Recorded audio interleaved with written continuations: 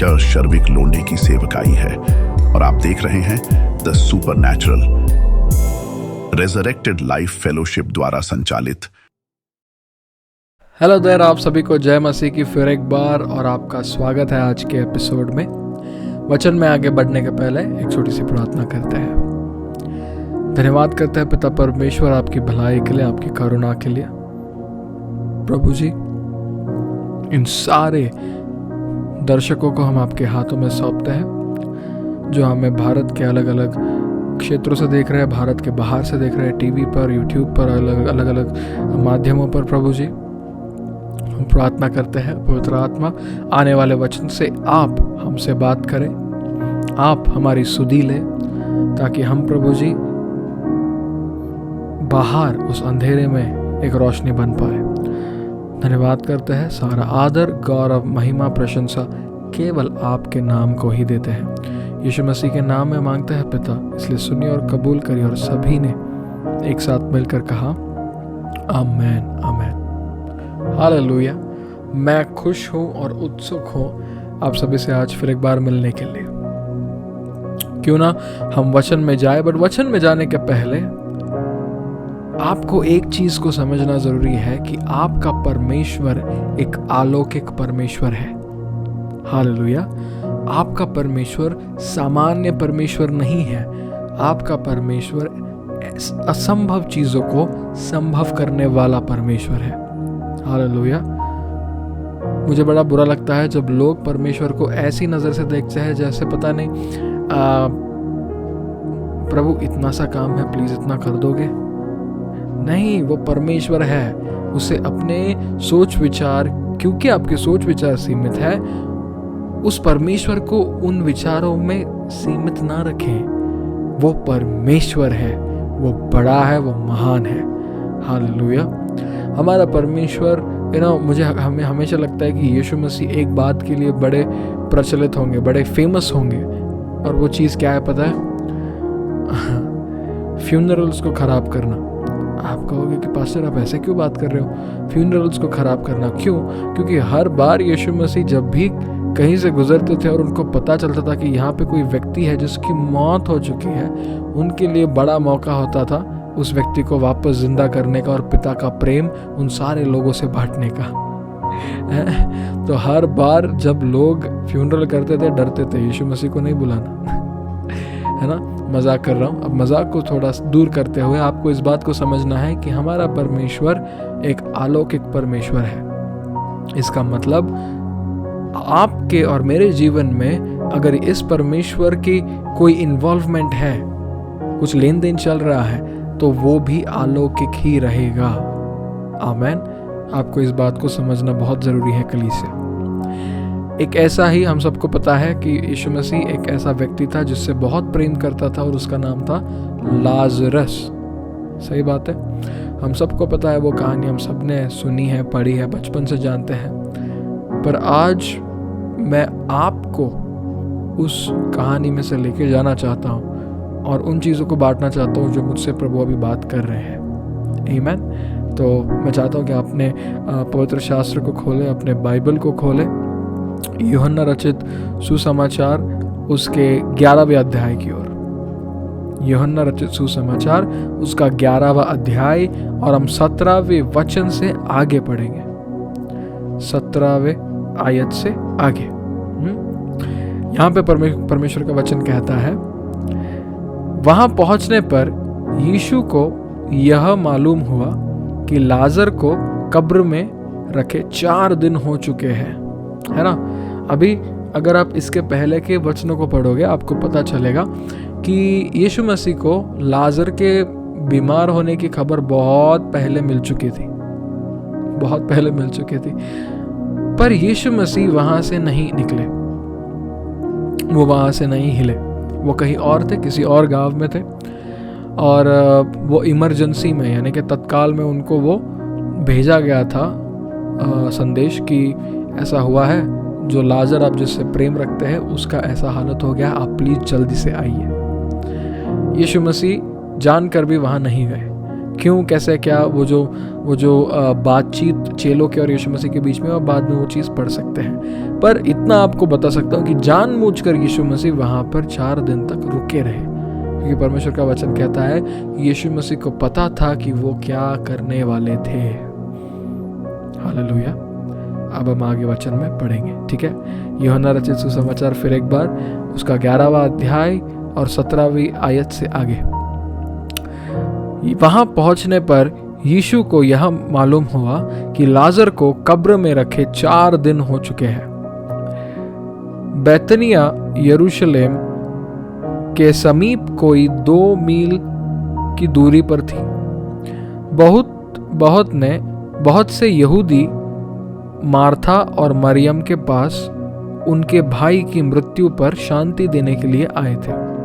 जैसे कि कहीं पर अगर कोई गुजर जाता है, जैसे कुछ लोग होते हैं शहर के आस पड़ोस के जो उनको संभालने के लिए, उनको थोड़ा सा बेहतर महसूस हो इसलिए मिलने के लिए आते हैं, समर्थन करने के लिए आते हैं। वैसे लोग आए थे, फरीसी आए थे, ठीक है। आगे लिखा है मृत्यु पर शांति देने के लिए आए थे। जब मार्था ने यीशु के आने का समाचार सुना तो उससे भेंट करने को गई, परंतु मरियम घर में बैठी रही। मार्था ने यीशु से कहा, हे प्रभु, यदि तू यहाँ होता तो मेरा भाई कदापि न मरता। क्या कहा उसने यीशु मसीह से कि प्रभु, अगर तू यहाँ होता ना तो मेरा भाई कभी मरता ही नहीं, है ना। आगे क्या लिखा है, और अब भी मैं जानती हूं कि जो कुछ तू परमेश्वर से मांगेगा परमेश्वर तुझे देगा। यीशु ने उससे कहा, तेरा भाई फिर जी उठेगा। हालेलुया। मार्था ने उससे कहा, मैं जानती हूं कि अंतिम दिन में पुनरुत्थान के समय वह जी उठेगा। प्रभु ने कहा कि वो जी उठेगा। मार्था को लगा कि हम सबको पता है कि हम न्याय के जो आखिरी दिन है, उस आखिरी दिन पर हम सब पुनरुत्थानित होने वाले हैं, है ना। हम सब जी उठने वाले हैं, परमेश्वर के वचन में यही लिखा है। तो वो उसे लगता है कि यीशु मसीह उस दिन की बात कर रहे हैं, ये कहकर कि हाँ, वो बोलती कि हाँ ठीक है, पता है मुझे, आखिरी दिन में मेरा भाई फिर एक बार जी उठेगा, है ना।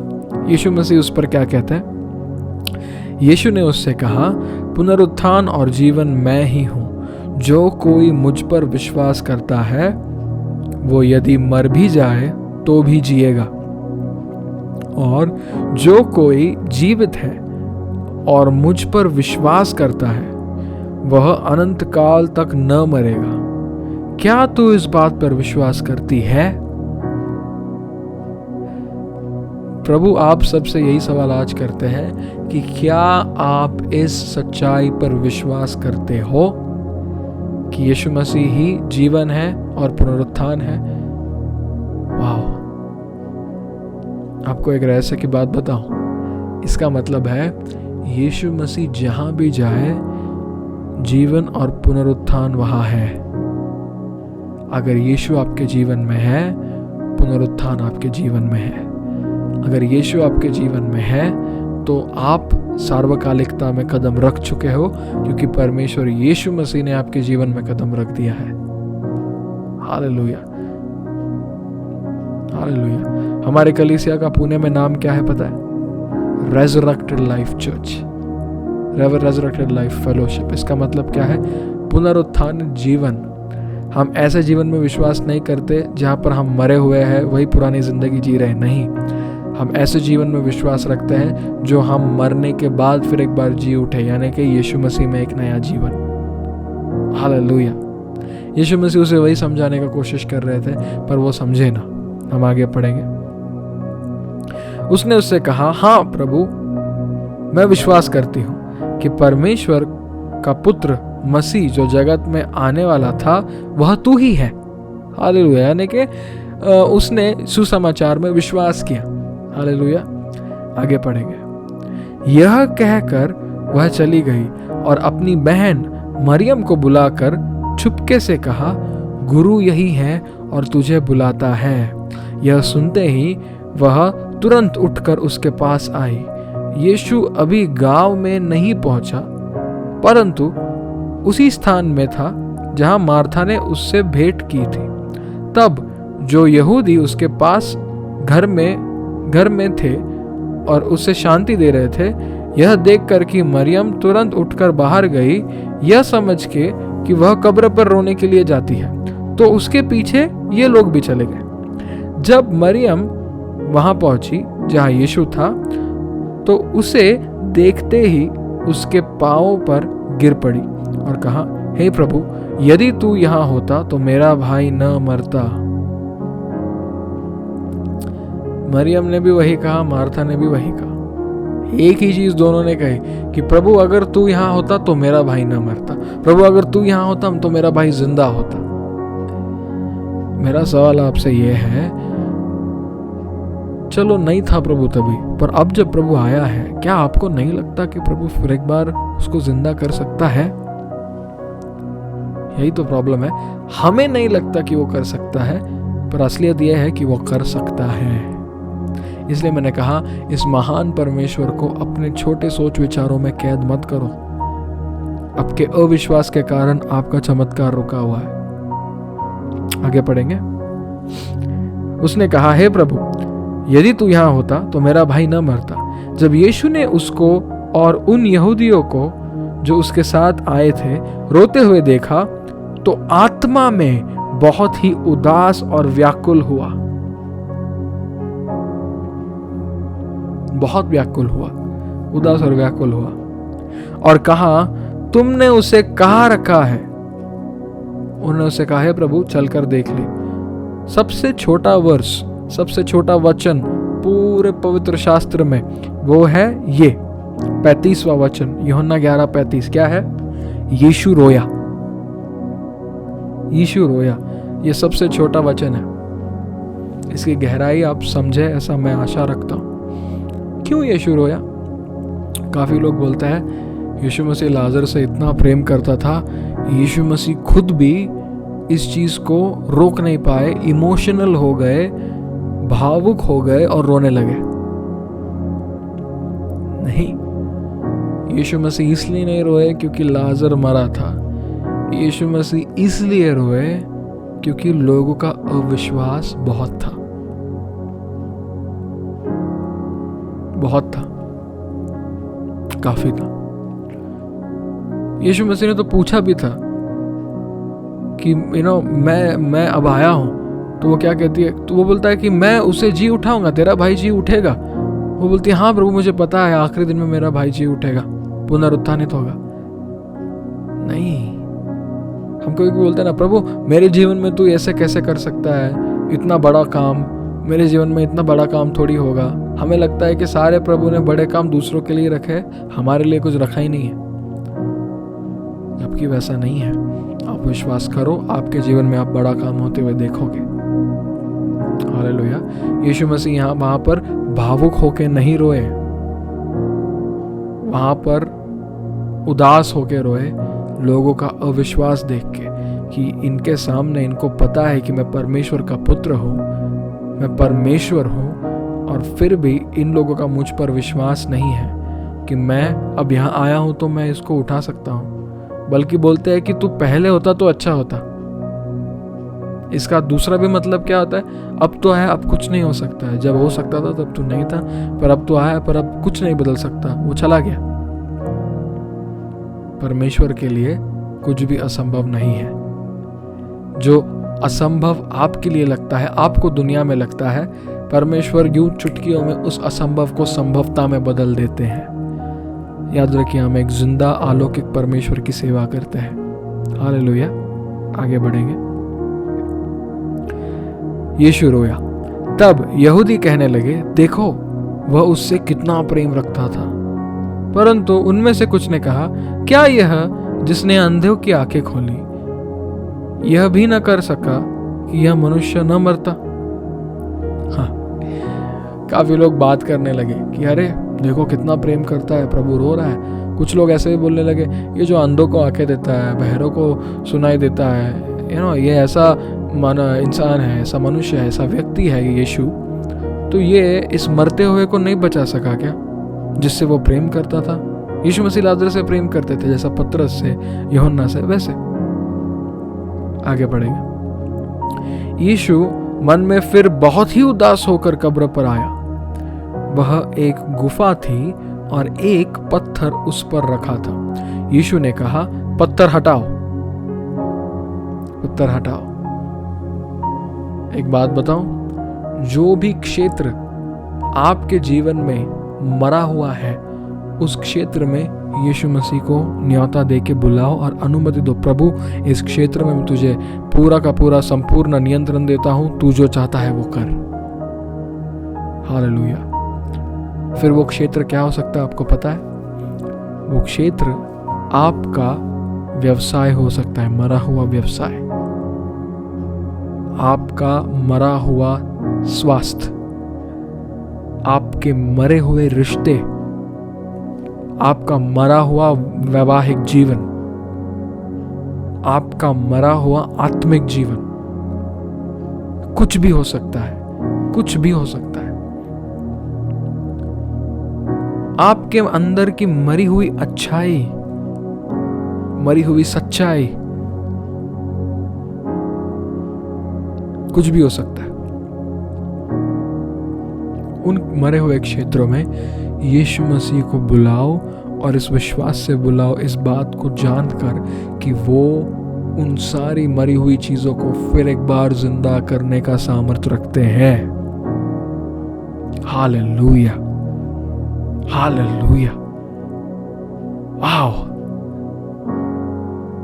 मैं बता रहा हूं, अगर आज आप यीशु मसीह को उन सारे मरे हुए क्षेत्रों में अनुमति देते हो, प्रभु आज से मैं इन्हें नहीं, तू इन चीजों को तेरे हिसाब से चला, उन सारी मरी हुई चीजों को आप जिंदा होते हुए देखोगे यीशु मसीह के नाम में। आमीन। आगे पढ़ेंगे। यीशु मसीह ने कहा, पत्थर हटाओ, आपके अविश्वास को हटा दो। कि अब पत्थर रख दिया है, नहीं अब ये क्षेत्र मर चुका है, अब ये वापस कुछ नहीं होने वाला है इसका, आगे बढ़ जाते हैं, नहीं पत्थर को हटाओ। प्रभु आपसे आज कह रहे। उस मरे हुए की बहन मार्था उससे कहने लगी, हे प्रभु, उसमें से अब तो दुर्गंध आती है, क्योंकि उसे मरे 4 दिन हो चुके हैं। यीशु ने उससे कहा, क्या मैंने तुझे नहीं कहा था कि यदि तू विश्वास करेगी तो परमेश्वर का महिमा को देखेगी? आपसे परमेश्वर यही कह रहे हैं। आप अगर बताओ परमेश्वर नहीं, वो व्यवसाय तो पूरा ही नीचे चला गया है, प्रभु मेरा स्वास्थ्य पूरा ही नीचे चला गया है, प्रभु जी मेरा रिश्ते ना पूरे टूट चुके हैं, हम बात ही नहीं करते, कितने साल हो गए, प्रभु जी हमारा वैवाहिक जीवन पूरा तबाह हो चुका है, हम तलाक लेने की कगार पर है, तलाक प्रोसीजर में है, कुछ नहीं हो सकता है। प्रभु यीशु मसीह आपसे आज एक सवाल कर रहे हैं, क्या मैंने तुझे नहीं कहा कि यदि तू विश्वास करती है तो परमेश्वर के महिमा को देखेगी? परमेश्वर आपसे पूछता है, क्या तुम उतना विश्वास रखते हो कि मैं आके उस क्षेत्र को मरे हुए से फिर एक बार जिंदा कर सकता हूं? हालेलुया। आज परमेश्वर आपको ये सवाल पूछ रहे हैं। आगे बढ़ेंगे। तब उन्होंने उस पत्थर को हटाया। यीशु ने आंखें उठाकर कहा, हे पिता, मैं तेरा धन्यवाद करता हूं कि तूने मेरी सुन ली है।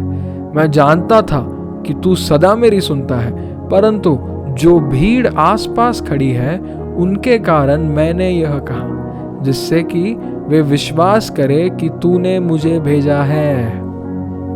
जब आप यीशु मसीह पर अविश्वास दिखाते हो कि परमेश्वर इस स्थिति को नहीं बदल सकते, आप सिर्फ इतना नहीं इसका मतलब सिर्फ ये नहीं होता है कि परमेश्वर इस चीज को बदल नहीं सकता है। इसका मतलब ये भी होता है कि आप शक ले रहे हो कि क्या सच में यीशु मसीह परमेश्वर का पुत्र है।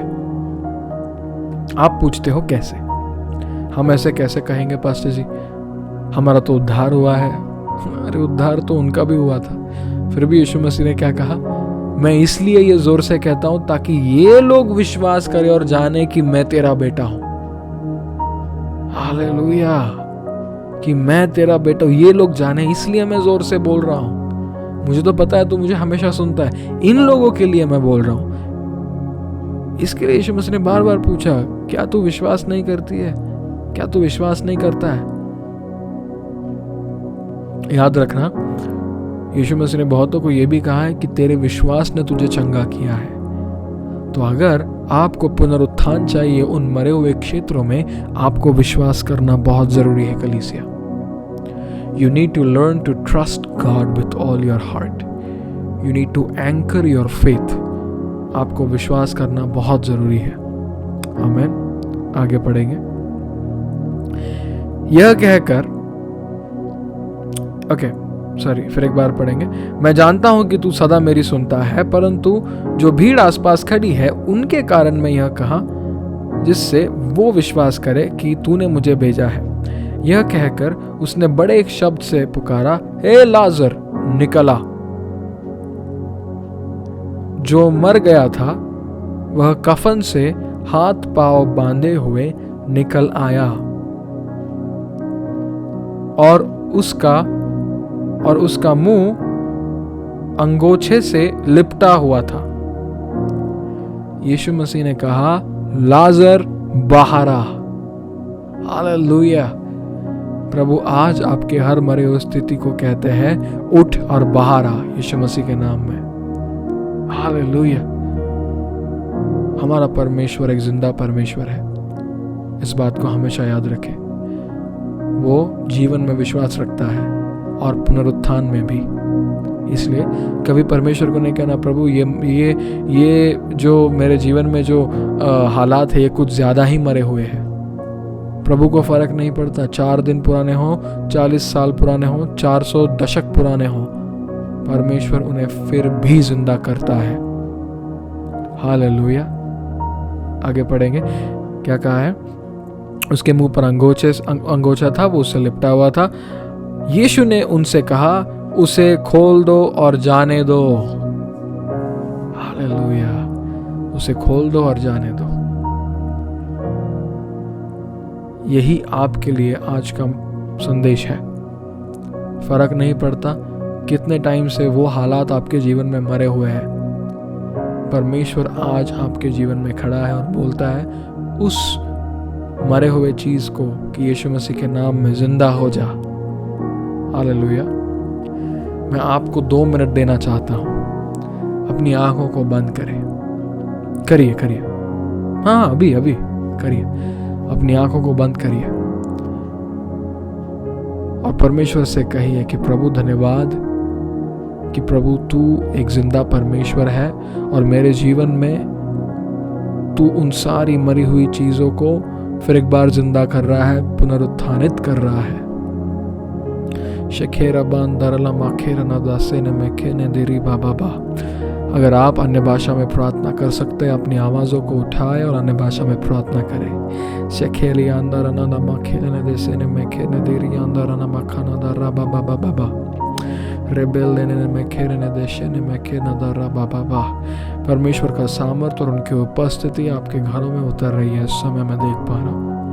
धन्यवाद करते हैं प्रभु जी कि आप इस जगह पर मौजूद है आपके लोगों की सुधि लेने के लिए। यीशु मसीह के नाम में मैं उस हर मरे हुए क्षेत्र को आज्ञा देता हूँ, यीशु मसीह के नाम में जी उठ इसी समय। और प्रभु जी धन्यवाद करते हैं क्योंकि आपने उन चीज़ों को किया है। इन सारे भले लोगों को आपके सामने प्रकट करते हैं। अब से आगे प्रभु जी हर रोज ये आपके पुनरुत्थान को उसके गवाह बनने पाए प्रभु जी। धन्यवाद करते हैं क्योंकि आपने इन चीज़ों को किया है। सारा गौरव आपको देते हैं। यीशु मसीह के नाम में मांगते इसलिए सुनिए और कबूल करिए। और सब ने कहा आमीन आमीन। हो सकता है कि आप में से काफ़ी लोगों ने चंगाई का भी अनुभव किया हो। अगर किया हो तो कृपया करके हम तक पहुँचे और अपनी गवाही हमारे साथ बांटे। कैसे करना है? बहुत आसान है। आपके स्क्रीन के ऊपर इस समय एक QR कोड आपको दिख रहा है।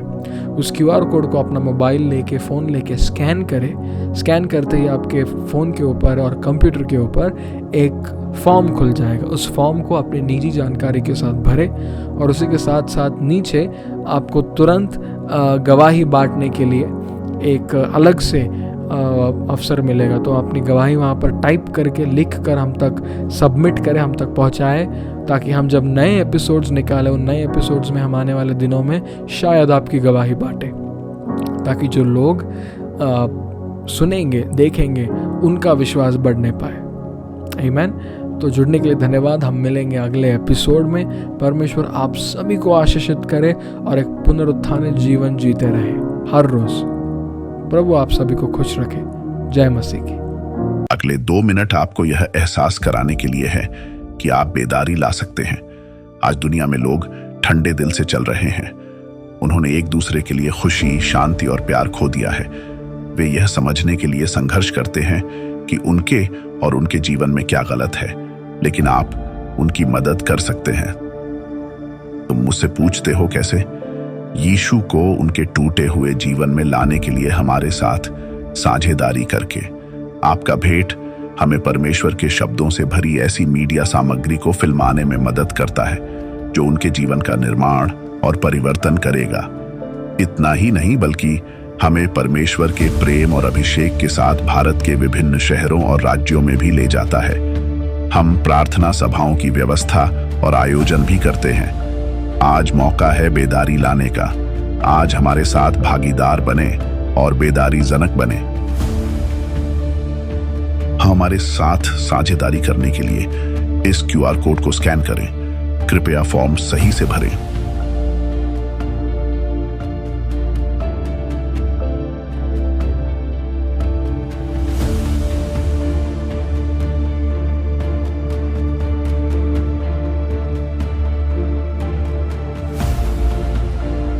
और हमारे सोशल मीडिया प्लेटफॉर्म जैसे व्हाट्सएप, इंस्टाग्राम और यूट्यूब पर हमसे जुड़ने के लिए नीचे दिए गए कोड को स्कैन करें और सुनिश्चित करें कि आप हमें फॉलो करते हैं।